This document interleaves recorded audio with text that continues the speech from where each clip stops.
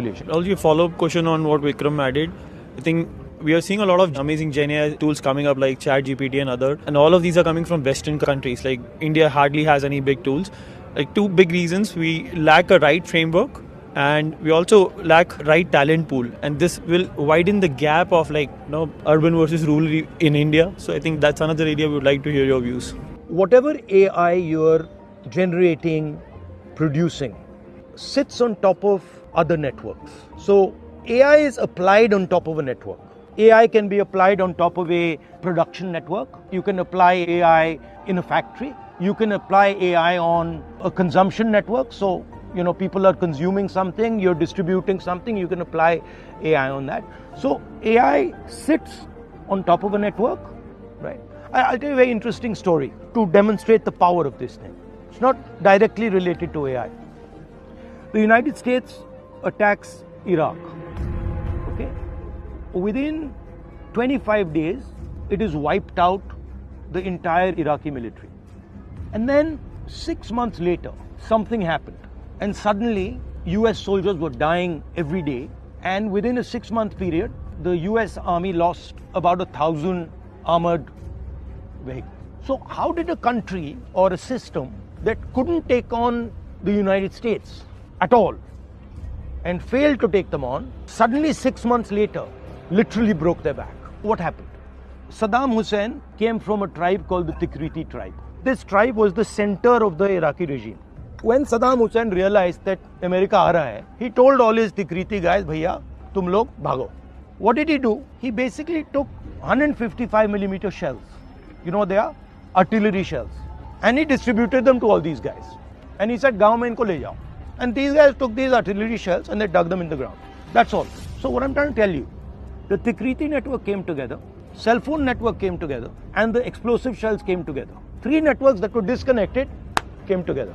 And they literally obliterated the superpower in Iraq. So the game is about bringing unconnected networks together. Now, what is the biggest problem in India? Our biggest networks are not connected at all. So you guys are a tiny network. You're 1% of the country. Very small network. You're not connected to anything else. I mean, if you really want to bring India's power to bear, then you have to think about these things. Networks are energy, right? The moment you bring them together, it doesn't become 1 + 1 + 1. It becomes exponential. Blam, it just goes. If you use that framework, you can see that that's a very powerful framework in politics. It's a very powerful framework in business. Samajwadi Party network joined with Congress network. Earlier that network was like this. Now the network is suddenly lined up together.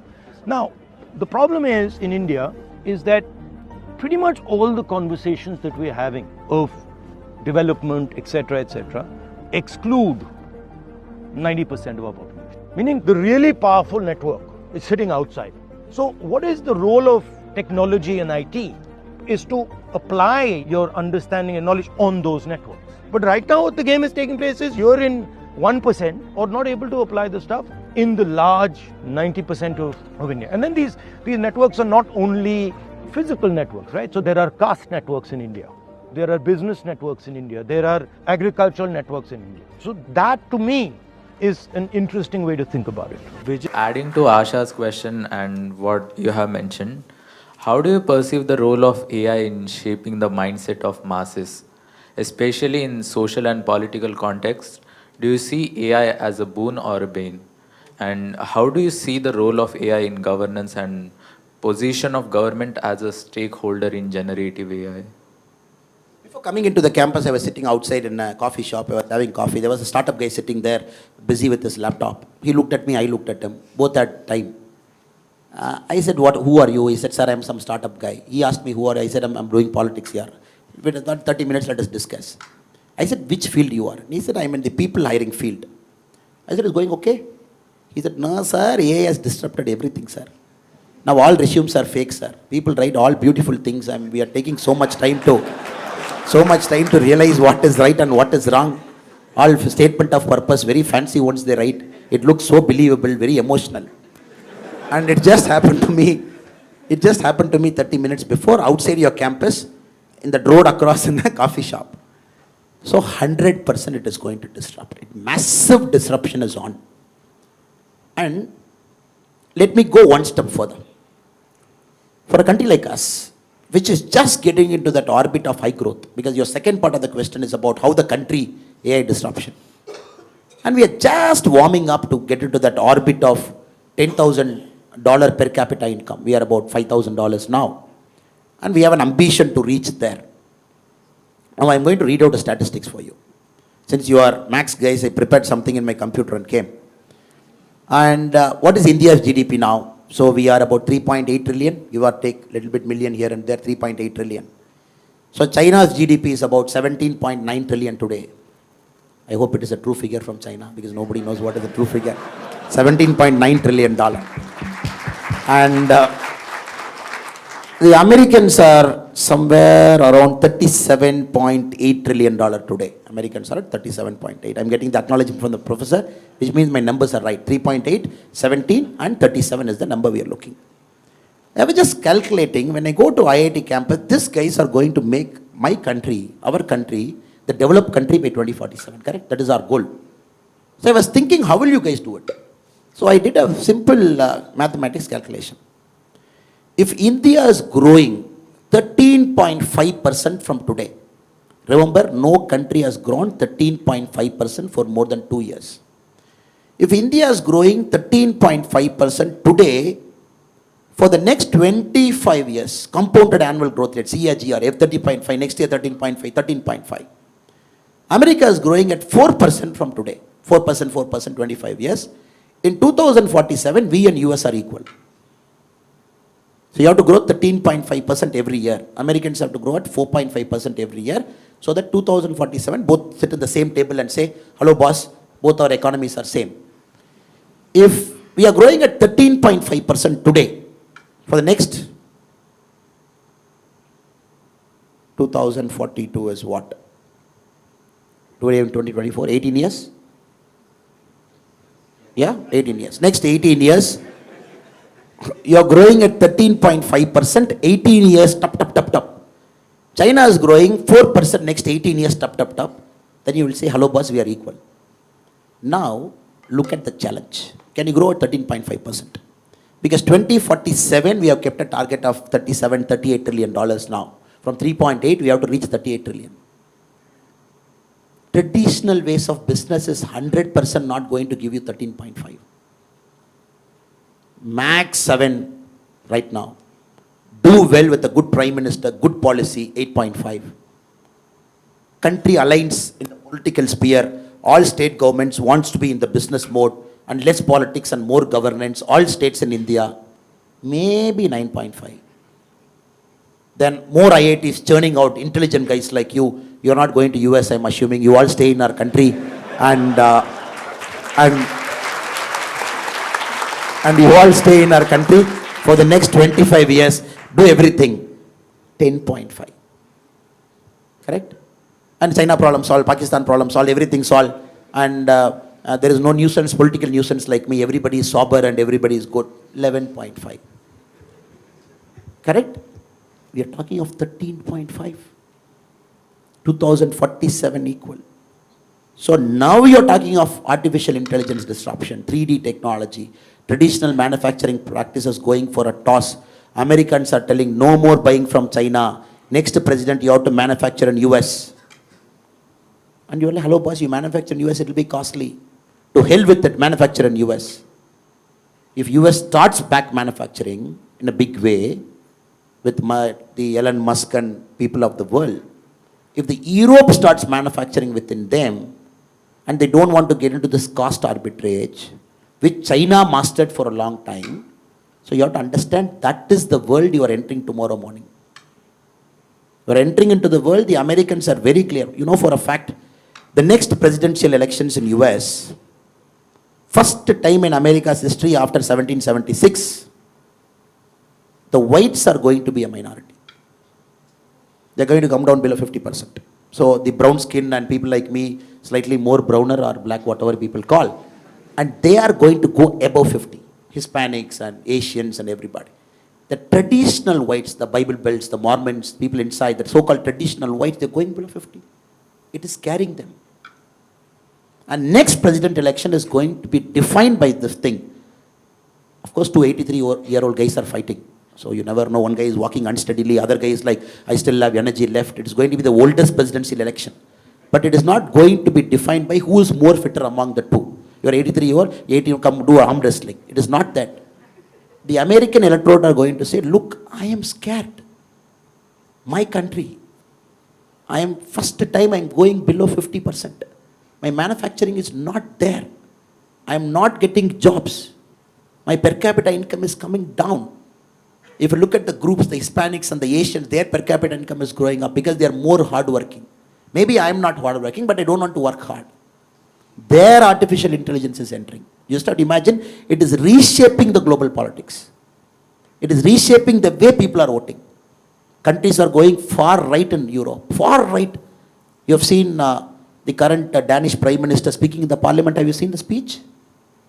His speech about Muslims, his speech about immigration. Did you see? My God, different level. He's speaking that kind of language in a parliament because they are forced to go extreme right. And Palestine and Gaza, what? The day one, the terror attack inside Israel. How much killing? 800, 850? Close to 1,000 people. Innocent people died. People who just want to have a good fun in the evening, a party, they got killed, butchered, massacred. What is the retaliation from Israel? Today's count, 29,700. Netanyahu's peace plan is, he's saying, give me the whole Gaza. I want to see what is happening. Let us have control over. Just imagine, it is completely disrupting. People are fearful. People are afraid. People think the supply chain is going one side, probably to our hemisphere. And the south is fearing, the north is regaining control. The north is fearing, south is more noisy. The global south, the north. So you're getting into this geopolitical tension, which was never there maybe 100 years before. Even World War II was not worse than this. Because now there is no powerful guy. There is zero powerful guy. Who will put a regulation? Why should I listen to Americans' regulation on AI? Tomorrow if Joe Biden is saying, oh, this is America's regulation on AI, you all have to follow. I'm not going to follow. I'm saying, who are you? No, they say 1950 I was a great superpower. I will say to hell with it. You are no more a superpower. You are declining superpower. You are no Pax Britannica. You are not no Pax Americana. For 100 years, one global superpower managing the whole world. Look at America. They want to manage the whole world. You put one aircraft carrier in South China Sea. You put one closer to the Koreans. You put one in the Middle East. You put a CENTCOM command here. You have a Pacific fleet. You have a blue water navy. Everywhere Americans felt, oh, this is my century. I'm controlling the whole world. Middle East fellow have to listen to me. The Koreans have to listen to me. The Japanese have to listen to me. Now, why will I listen to US? If you look at Jaishankarji's statement, the America is listening to Jaishankarji now. He's going to US and talking a language which we never thought in our lives. We will hear an Indian external affairs minister talking in US like that. So the point I'm trying to tell you is, who is going to regulate AI? And it is completely cross-border. And Europeans don't have a common agreement on how to regulate. Some countries over-regulation, some countries lesser regulation. Americans have a problem. And you can't call the chiefs of big companies to the Congress every time, and the congressmen cannot sit and grovel them. It looks good on TV for their constituents, so you can get some votes. That's the American model of democracy. Look good on C-SPAN. Now what I'm trying to tell you is, I don't have an answer. That is why I'm giving a long answer to you. And what I'm trying to tell you is, there is no answer to it. It is going to disrupt. And that is why we need smart guys like you in politics. Because, how many current politicians understand AI? 543 members in the parliament. Yes, they are very good in the traditional politics. Extremely good. This caste you divide, this caste you put, and you put a candidate from this caste, and you put a independent candidate from this caste. Sorry, I will look this side. Sorry, I'm just going that side. And you put an independent candidate from this caste. He will be the vote cutter, and they will win. Now, unfortunately, fortunately for us, and unfortunately for a lot of people, Modi ji is rewriting the political equation. He's saying, oh, development. And he's talking Vikshit Bharat. He's saying 5 years this and all those things. So now the politics have to change. See, people sitting there in Delhi, Not understanding technology, AI, deepfake, regulation. Over-regulation is a problem. You never know how to turn on that stove because dosa has to be pakka. And it has to be correct thing. You have to just flip it and put it. Now regulation has to do that, right? You put over a thing, dosa will become black. Lesser it's uncooked, stomach pain. So I would only say better guys should get into positions of power, guys of integrity like you, guys of intelligence like you, and understand 10 years from now how will it happen, 20 years from now what will shape up, how is the global demography changing, how is the geopolitical tension now. So Google is number one now, 10 years from now who will be number one? And you all know the chip, the AI, what is the AI background, what is the background for AI? Powerful chips drive AI, right? People say AI is not some bhuta or some something sitting somewhere in Norway and say, oh, I am AI here, hello, hi, hi. It is not that. It is some powerful chips manufactured in Hong Kong by TSMC, which manufactures 56% of the world's chip. And 60%? Taiwan. Or a company situated in Netherlands which manufactures the mission for that chip. $100 million is one mission. And we are looking at nanometer now, sir. NM, we have got to 3 nm now, the chip design. 3 nm is the latest TSMC. I am really fearful. I am not hearing this conversation inside politics. I want to hear this conversation inside politics. I sit in many rooms. I sit in a lot of rooms. I want to hear this conversation. Oh, now it is locked. The company in Netherlands, the sole company in the world, which supplies that mission to TSMC, to NVIDIA, it supplies to Samsung. And they have a monopoly for the next many, many years to buy only that mission which can write 3 nanometer chip now. And you are seeing there is a guy who is having that monopoly outside and who is going to have that AI monopoly in the next 10 years, 15 years, 20 years. And I fear that we are going to get loose out. And that is why our government talks semiconductor, manufacturing, bring it, chips. And I don't see the language of an MLA or MP who doesn't even understand what is happening. Something happening in Taiwan is going to have a repercussion in IIT Chennai. So sorry for the long answer, but the short and sweet answer is, we need intelligence guys like you with integrity to come into the playing field and don't be a spectator outside. And to see, oh, these guys will regulate, 543 guys in parliament will tell me how to run my startup, let me run my startup like that. No, you have to be there to tell people of your generation, to tell them, hello boss, I am with you. I understand your problem. I am in the political field. Let us try and work out a solution. And we are not here to harm you as a government. And 13.5% growth for 25 years, sir. Is it possible? Unless you disrupt the whole mindset of our country. You got to have highways, you got to have, we have 41 Vande Bharat trains. We have to make it 500. The first bullet trail, 2026, it is going to fly. But we need 15 bullet trails. We have 149 airports, we need 300. We got to find inland waterways, movement of goods. You don't disrupt this. I don't think 13.5% is possible. And no, then you might tell me, no, sir, let us do after 2047. Why are you in a hurry? Let us grow only at 9%. Why do you want to come to IIT Chennai and raise our heart pressure to say 13.5%? Sir, what is this? You yourself said 7%. When a person like Modi ji comes, 8.5%. When all governments behave like Modi ji, it is 10%. When IIT guys don't go to America, they stay here 11%. You yourself said all those things. Now you are saying 13.5. Brother and sister, we will become old in 2047. Nigerians will come. You know what Nigeria is doing now to the world? They are just warming up.